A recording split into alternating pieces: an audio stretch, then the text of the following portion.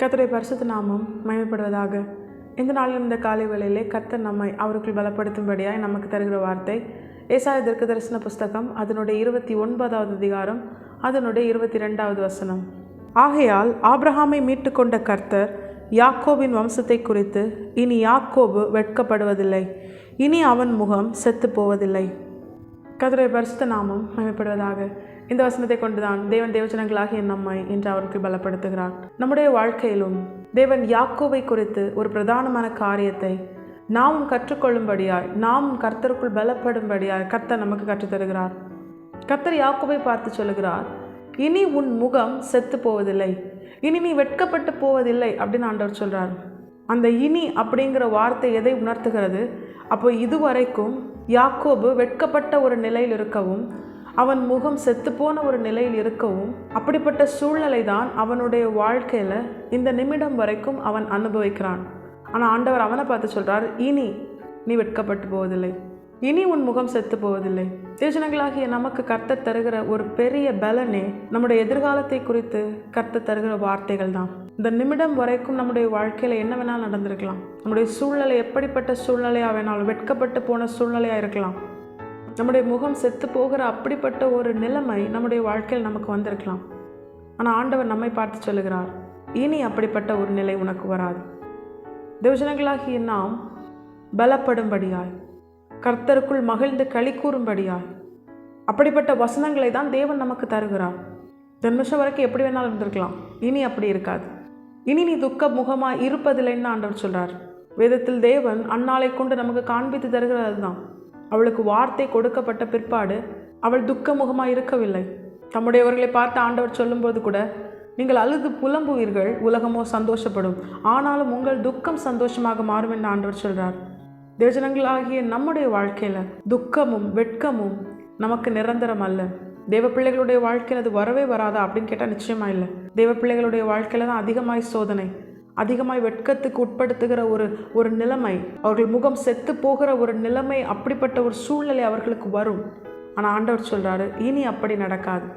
துஷ்டன் இனி உன் வழியாய் கடந்து வருவதில்லை, அவன் முழுவதும் சங்கரிக்கப்பட்டான் என்று வேதம் சொல்லுகிறது. இங்கே யாக்கோபுக்கு ஆண்டவர் அதை தான் சொல்கிறார். யாக்கோபை கொண்டு நமக்கும் தேவன் அதை தான் உணர்த்துறார்.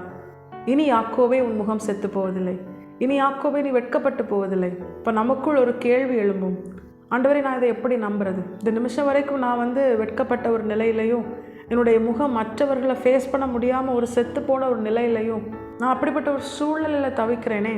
இனிமேல் என்னுடைய வாழ்க்கையில் வெட்கமும் செத்து போன ஒரு முகம் கொண்ட அப்படிப்பட்ட ஒரு நிலைமையும் எனக்கு வராது அப்படிங்கிற உம்முடைய வார்த்தையை நான் எப்படி விசுவாசிக்கிறது?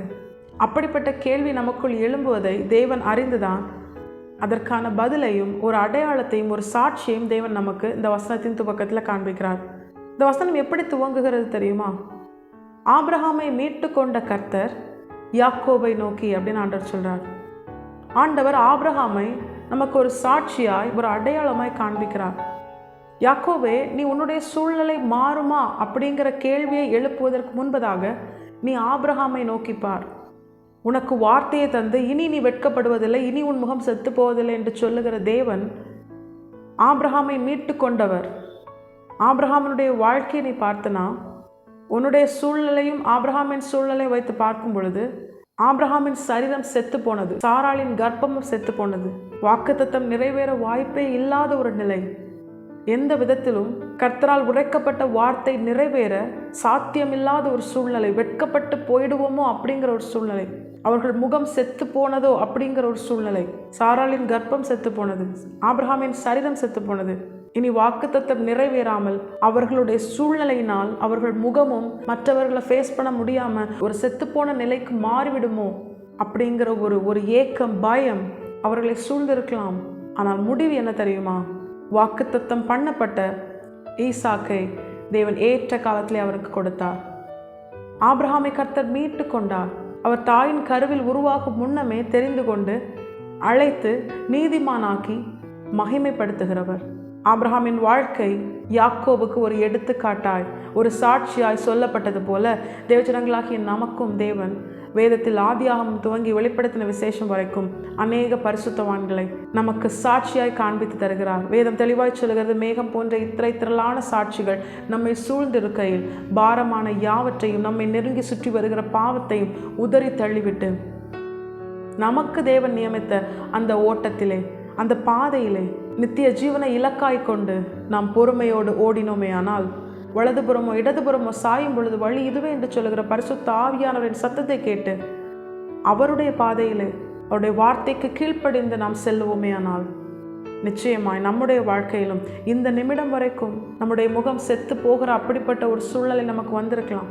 மற்றவங்களை ஃபேஸ் பண்ண முடியாமல், மற்றவங்களுக்கு பதில் சொல்ல முடியாமல், மற்றவர்களுடைய கேள்விகள் நம்முடைய முகத்தை அப்படி செத்துப்போன அந்த முகத்திற்குட்பட்ட ஒரு நிலையை நமக்கு ஏற்படுத்தி இருக்கலாம். ஒரு வெட்கப்பட்டு போயிடுவோமோ அப்படிங்கிற ஒரு சூழ்நிலையை நமக்கு ஏற்படுத்தி இருக்கலாம். நாம் வெட்கப்பட்டு போனது போலவே இருக்கலாம். ஆனால் கர்த்தர் சொல்கிறாரு, இனி உன் முகம் செத்து போவதில்லை. இனி யாரும் அப்படிப்பட்ட உன்னுடைய முகத்தை செத்து போக பண்ணுகிற கேள்வியையோ சூழ்நிலையோ உன்னை நெருங்க விடாதபடிக்கு நான் உன்னை உயர்த்துவேன். இனி நீ வெட்கப்பட்டு போகாதபடிக்கு நான் உன்னை உயர்த்துவேன். நான் உன்னிலே மகிமைப்படுவேன் ஆண்டவர் சொல்கிறார். தேவஜனங்களாகிய நம்மை பார்த்தோம் எப்படி யாக்கோவுக்கு ஆபிரகாமை சாட்சியாய் காண்பித்து கொடுத்தாரோ, தேவஜனங்களாகிய நமக்கும் தேவன் வேதத்தில் அநேக பரிசுத்தவான்களை மாதிரியாய் சாட்சியாய் காண்பித்து தருகிறார். அவங்க லைஃப் கூட நம்ம லைஃப்பை கம்பேர் பண்ணும்போது அந்தளவுக்கு நம்ம ஸ்ட்ரகிள் பண்ணுறோமா, நமக்கு அவ்வளோ பிரச்சனை இருக்கா அப்படி கேட்டால் நிச்சயமாக இல்லை. அவங்க ஃபேஸ் பண்ண ஒரு சில பிரச்சனைகள் கூட அவங்க ஃபேஸ் பண்ணுற அளவுக்கு நமக்கு இருந்ததா அப்படின்னு கேட்டால் நிச்சயமாக இல்லை. அப்படிப்பட்ட ஒரு சாதாரண ஒரு சின்ன சின்ன பிரச்சனைகளுக்கும் நம்ம என்ன பண்ணக்கூடாது, சோர்ந்து போய் தேவனை விட்டு பின்வாங்குகிற, வேதத்தை விட்டு பின்வாங்குகிற பொல்லாத இருதயம் உடையவர்களாய் நாம் நம்முடைய வாழ்க்கையில் மாறக்கூடாது. தேவன் என்று நம்மை பார்த்து சொல்லுகிறார், உனக்கு வார்த்தையை தந்து உன்னை இவ்வளவாய் நடத்தி கொண்டு வந்த நான் எப்படிப்பட்டவர் தெரியுமா? சர்வ வல்லமை உள்ள தேவனாகிய நான் எப்படிப்பட்டவர் தெரியுமா? வேதத்தில் சொல்லப்பட்ட ஒவ்வொரு பரிசுத்தவான்களையும் நான் வழி நடத்தினவர். அவர்களை இலக்காகி நித்திய ஜீவனுக்கு கொண்டு போய் சேர்க்கும்படியாய் அவர்களை உருவாக்கினவர், அவர்களை மீட்டு கொண்டவர், அவர்களுக்கு சொன்னதை சொன்னபடியே ஏற்ற காலத்தில் நிறைவேற்றி அவர்களை உயர்த்தி மகிமைப்பட்டவர். உன்னுடைய வாழ்க்கையிலும் நான் அதை செய்து முடிப்பேன்.